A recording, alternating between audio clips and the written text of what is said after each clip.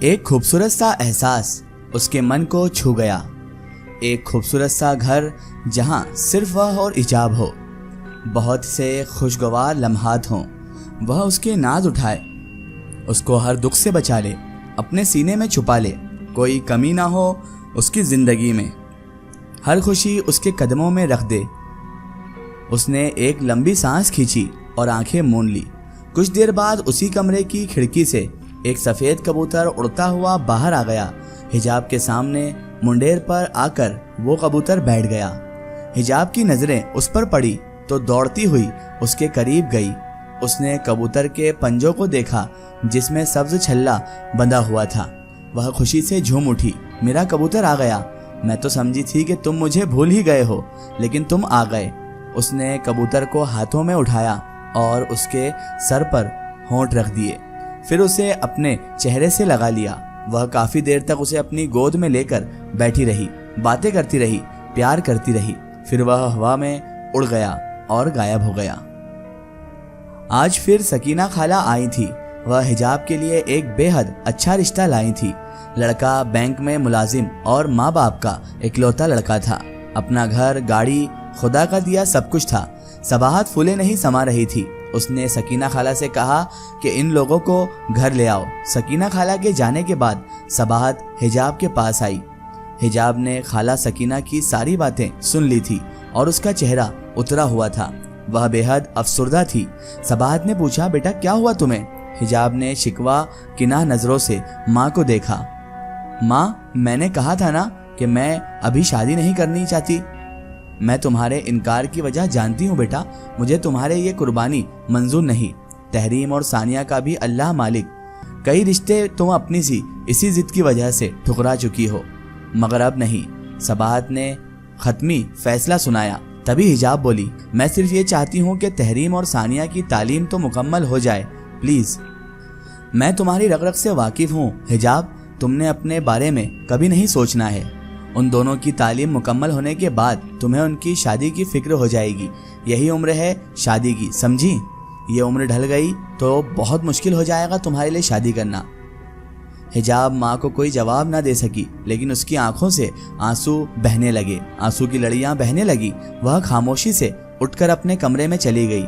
رات کو ثانیہ نے ٹیبل پر کھانا لگایا تو اظہار نے اندر جھانک کر صباحت سے کہا، آنٹی میں دکان پر جا رہا ہوں روزانہ کا حساب کرنے۔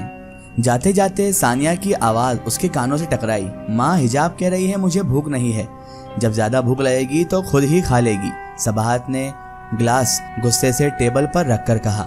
اظہار کے ماتھے پر شکن پڑ گئی۔ وہ باہر آیا تو لان میں جھولے پر حجاب کسی گہری سوچ میں گم بیٹھی تھی۔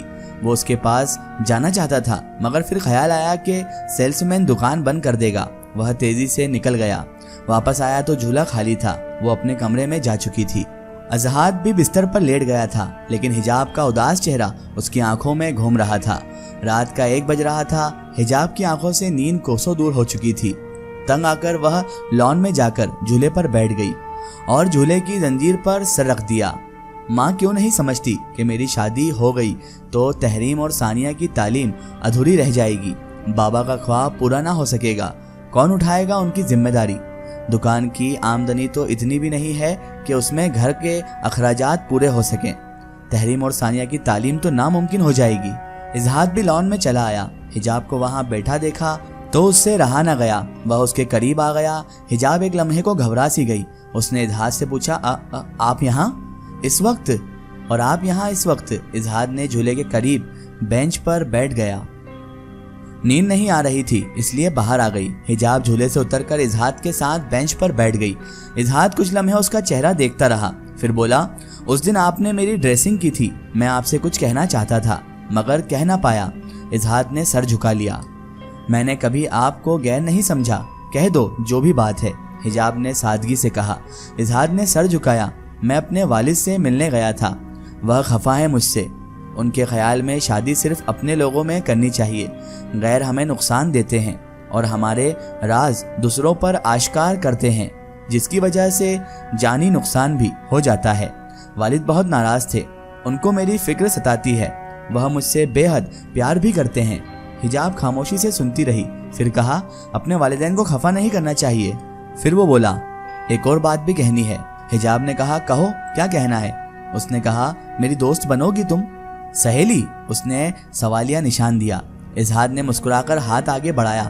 حجاب کچھ دیر تو خاموشی سے اسے دیکھتی رہی، پھر مسکرا کر اپنا ہاتھ اظہار کے ہاتھ میں دے دیا۔ مجھ سے دوستی کر کے آپ کو کیا ملے گا؟ میں تو کسی کو خوشی بھر ایک لمحہ بھی نہیں دے سکتی۔ اظہار نے حجاب کی معصوم آنکھوں میں جھانکا۔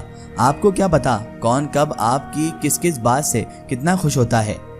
چلیں بس آج سے ہم ایک دوسرے کے دوست ہیں، پکے دوست۔ ہاں، حجاب بولی، کہنے لگی پکے دوست نہیں، پکی سہیلیاں، ٹھیک؟ اس نے کہا ٹھیک ہے۔ تو پھر دوستی کا سب سے پہلا حق یہ ہوتا ہے کہ دوست سے کوئی بات نہ چھپائی جائے۔ یہ کہہ کر اظہار نے اپنے پیچھے رکھی ٹرے اٹھا کر حجاب کے سامنے رکھ دی، جس میں گرم کھانا تھا اور ایک پانی کا گلاس، اور اتنے میں اظہار نے کہا شروع ہو جاؤ، مجھے پتا ہے کہ تم نے کھانا نہیں کھایا۔ حجاب چپ چاپ بیٹھی رہی۔ اظہار نے روٹی کا لقمہ لیا اور اپنے ہاتھ سے حجاب کی طرف بڑھایا۔ حجاب اس کے خلوص کو نہ نہیں کہہ پائی اور اظہار کے ہاتھوں سے لقمہ کھا لیا۔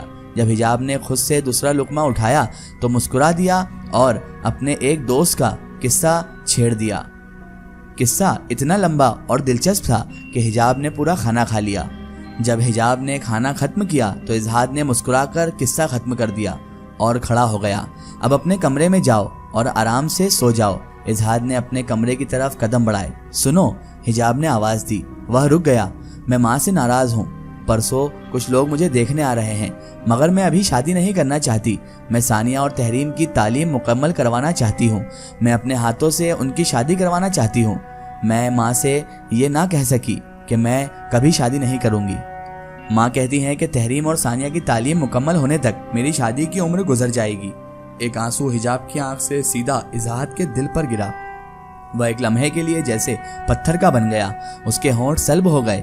وہ کچھ بول نہ پایا۔ کچھ دیر بعد ایک گہری سانس لے کر بولا، آنٹی کو خفا نہیں کرو، بہنوں کے لیے اپنی زندگی برباد مت کرو، ماں کی بات مان لینی چاہیے۔ حجاب کے رکے ہوئے آنسو بہہ نکلے۔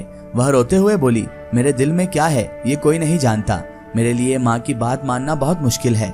وہ اٹھ گئی اور دوڑتے ہوئے اپنے کمرے میں چلی گئی۔ اظہار کی حالت بہت عجیب ہو رہی تھی۔ غصے میں اس نے اپنے ہاتھ کی مٹھیاں بھیج لی تھی۔ اس کے اندر ایک لاوا سا ابل رہا تھا۔ خود کو انتہائی بے بس اور لاچار محسوس کر رہا تھا کہ وہ صباحت سے حجاب کا ہاتھ بھی نہیں مانگ سکتا تھا۔ وہ حجاب کو سینے سے لگا کر سارے دکھوں سے چھپنا چاہتا تھا۔ جس لڑکی کے لیے اس نے اپنا سب کچھ چھوڑ دیا تھا، اپنی بادشاہت چھوڑ کر آ گیا تھا، جو لڑکی اسے اپنی زندگی سے زیادہ پیاری ہے، اس لڑکی سے وہ اظہار محبت بھی نہیں کر سکتا تھا۔ اس کی پیشانی کی رگیں ابھر آئی تھی اور آنکھیں دہک کر انگارے ہونے لگی۔ وہ اپنے بازو پھیلا کر گھٹنوں کے بل زمین پر بیٹھ کر روتے ہوئے اللہ کے حضور سجدہ ریز ہو گیا۔ اس کا ایک سٹوری ہم دیکھیں گے اس کے اگلے پارٹ میں۔ دوستوں، اگر آپ بھی اپنی زندگی کی کوئی سچی کہانی یا سچی گھٹنا ہمارے چینل سے شیئر کروانا چاہتے ہیں اور آپ چاہتے ہیں کہ آپ کی سٹوری بھی مائی سٹوری بک چینل سے شیئر ہو، تو آپ ہمیں ہمارے فیس بک پیج پر کانٹیکٹ کر سکتے ہیں اور اپنی سٹوری وہاں پر ہمیں بتا سکتے ہیں۔